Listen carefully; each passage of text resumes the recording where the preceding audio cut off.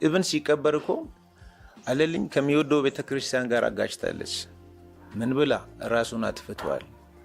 ጸሎተ ፍትሃት እንዳይደረግ እውነትህን ነው። እግዚአብሔርን በኢትዮጵያ ፕሪሚየር ሊግ ታሪክ ከፍተኛ ተከፋይ የነበረው የአለልኝ አዘነ ህልፈተ ከተሰማ ጀምሮ ለሞቱ ሳያንስ ከሞቱ አሟሟቱ እጅግ አሳዛኝ በመሆኑና ምክንያቱ በግልጽ ሳይታወቅ ቆይቶ የነበረው የዚህ ለጋ ወጣት ህልፈተ ህይወት በስተመጨረሻም የጋሞ ዞን ከፍተኛ ፍርድ ቤት ተጫዋቹ የገደሉት የገዛ ባለቤቱ የሚስቱ የእህት ባለመሆናቸውን ሲገልጽ ብዙዎችን አስደንግጧል፣ አሳዝኗል። በጉዳዩ ዙሪያ ፖሊስ ሰፋ ያለ ማብራሪያም ሰጥቷል። እኛ በመረጃ ሰዓታችን ይህንን መረጃ ልናደርሳችሁ ነው። ሰላም ጤና ይስጥልን። የተወደዳችሁ የፊሽታ ሚዲያ ተከታታዮቻችን በያላችሁበት የበዛ ሰላም ለእናንተ ውድ ተከታታዮቻችን ይሁን። በዛሬው መረጃ ሰዓታችን ሲጠበቅ የነበረውን ያለልኝን የፖሊስ ምርመራ ውጤት ይዘን ተገኝተናል።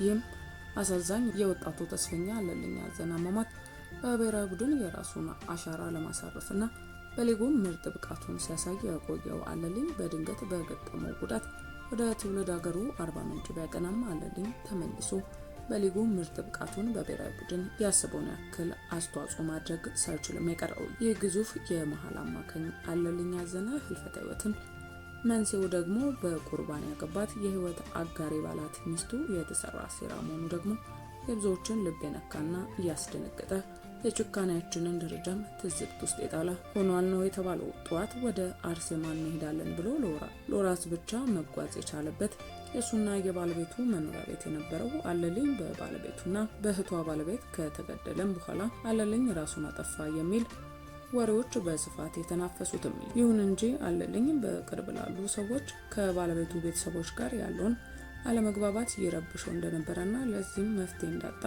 ያጫውታቸው እንደነበረም ሲገልጹ አለልኝ ራሱን አላጠፋም ሲሉ በጠዋት ወደ ጸበል ለመሄድ ሲጠብቁት መርዶንም የተረዱት የቅርብ ሰዎች የሚናገሩትን በጭካኔ በባለቤቱና በባለቤቷ እህት ባለም ተገሎ ራሱን አጥፍቷል ተብሎ በሃይማኖቱ ጠንካራው አለልኝ ነፍሱን አጥፍቷል በሚል ሌላ በደል ተሰርቶበትም ፍትሃት ሳይደረግ የተቀበረው የባህር ዳሩ ፈርጥ አማካኝ የብሔራዊ ቡድን ተጫዋች አለልኝ በግፍ ተገሎና በአሳዛኝ ሁኔታ ህይወቱ ካለፈ ከአንድ ዓመት የምርመራ ጊዜ በኋላ የጋሞ ጎፋ ዞን ከፍተኛ ፍርድ ቤትም የምርመራ ሂደቱን በማጠናቀቅ ያለልኝ ገዳይ ባለቤቱና የባለቤቱ እህት ባለመሆናቸውን በመግለጽም የቅጣት ውሳኔውንም በቀጣይ እንደሚያሳውቅ የገለጸው የባህር ዳር ክለብ የአለልኝን የ3 ቁጥር መለያ ላለልኝ የህይወት ዘመን ማስታወሻ አስቀምጦታል።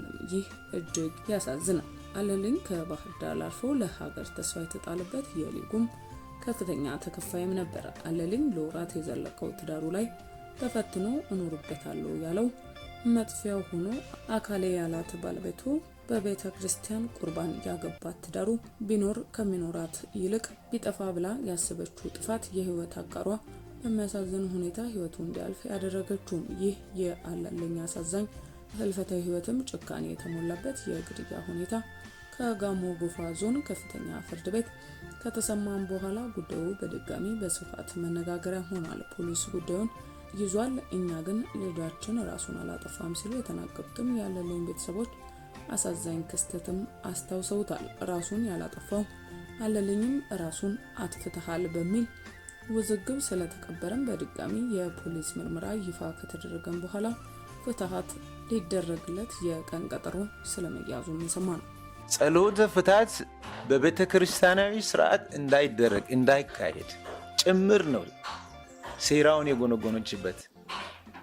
ራሱን አጥፍቷል። ያውም በአብይ ጾም 9 ሰዓት ሙሉ መድኃኔዓለም አስቀድሶ የዋለውን አለልኝን ነው ማታ የገደሉት። ከአርሴማ ከጸበል ስትመለስ ማዘርንም ከቢያ ስትመጣ ማታ ጊዜ ታገኛታለህ ሂድ ብዬ ላኩኔ ነኝ 3 ሰዓት ለሚገርም እንደሚገሉት ባስቀረው ከ3 ሰዓት በኋላ ነው እኔም ተኝቼ ያለሁበት ቦታ አለልኝ ራሱን አጠፋ ታንቆ ሞተ የሚል ዜና ይዞ የመጡት ቤት ከገደሉ በኋላ ያው የመጀመሪያ የለበሰው ልብስ ሌላ ነው። አይ ቲንክ ኋላ ንጹህ የሆነው ልብስ ነው ያለበሱት። የባህር ዳር ከነማ ከዚህ በፊት የሚለብሰው የነበረውን 25 ቁጥር ማሊያና አርማውን ገልብጠውት ነው ያስደረጉት። እሱን ፎቶውን እኔ አንተን አሳያለሁ በግል። አሁን አስክሬኑ ከተገነዘ በኋላ አለልኝ በደረቱ ተደፍቶ እንደዚህ ማሊያው ተገልብጦ ነው ያለው። የለበሰውን ልብስ የብሔራዊ ቡድን ልብስ ነበር፣ ደም ነክቶታል። ምን አደረጉት? አስወልቀው ወስደው አለልኝ ራቁቱን የተቀበረው። እዛ ያለውን ልብስ እንጠይቃት ምን አለ? ለይነብጤ ሰጥቻለሁ። ምን አይነት ልብስ ነው ቤተሰብ ለገደለ ሰው የምጠይቁኝ? የሀገር ሀብት ነው ያጣነው። ስለዚህ ለሀገር ሀብት ለሆነ ልጅ እሱን የሚመጥን ቀብር እናካሂዳለን፣ እናንተ ጋር ብር ይኖራል ሲል በቃ እድሩም ይሰጥ፣ እኛ ጋም አካውንት ቤቱ ሲሰራ የተረፈው ካለ ሙሉ ለሱ እናውላለን እሻለን። እንዳይደብራት አልጠየቁኝም ብላ ክሪቲሳይዝ እንዳታረግ ሂዱና ጠይቋት ብለን ላክን። አሁን ወደ ቀልባቸው ሲመለሱ ነው በሰዓቱ ያሉ ልጆች የሚነግሩት። አሁን ላይ ብር ነው የምትጠይቁት? ቤተሰብ ለገደለ ምን አይነት ብር ነው የሚሰጠው? ስትፈልጉ ለምን በእንጨት ወስዳችሁ አትቀብሩም አለች ባለቤቱ። በእንጨት ወስዳችሁ ለምን አትቀብሩም አለች። ፍታቱንስ አልተደረገም። ምክንያቱም አለልኝ ራሱን አይገልም በሚል ቤተክርስቲያኒቱ ጽኑ እምነት ስላላለ ቤተክርስቲያን የሚያውለው የሚያደርገው አስራት በኩራት የሚሰጠው የተለያዩ አልባሳትን በሚያመጣው እንትን ቤተክርስቲያኒቱ አዝና አለልኝ አዘነ ራሱን አያጠፋም በሚል ነው ግቢ ውስጥ እንዲቀበር ያደረገችው እንጂ ስርዓት ቤተክርስቲያን ፍታት ምን አልተደረገም። እንዳይደረግም አድርገው ነው እንትን ያሉት።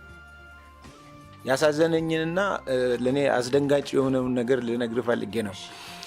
ይህን ሁሉ ነገር እኛ ስናደርግ የእሷ ቤተሰብም እሷም አንድም ቀን አለልኝ የተቀበረበትን መቃብር መጥተው አላዩ።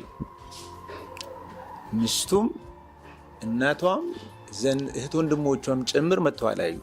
እሱ ብቻ አይደለም በጣም እንትን ያለኝ ድንጋይ ከዚህ ስናመላልስ ጎደለና ላይ ቤት ነው የሚሰራው። ቤተክርስቲያን ግቢው ስለተቀበረ ሐውልት አይደለም ቤት ስለሚሰራ ሲጎል እሱ ግቢ ድንጋይ አለ ተብሎ ተጠቆመና ድንጋይ ለመጫን እንሄዳለን።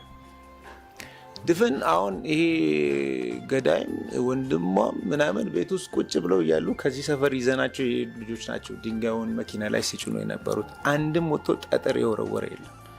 ከ417,000 1 ኩንታል ሲሚንቶ ለባሉ አልገዛች።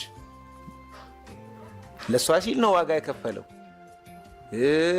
የእሷን ፍላጎት ሊያሟላ ብሎ ነው ከቤተሰብ ጋርም የተጋጨው።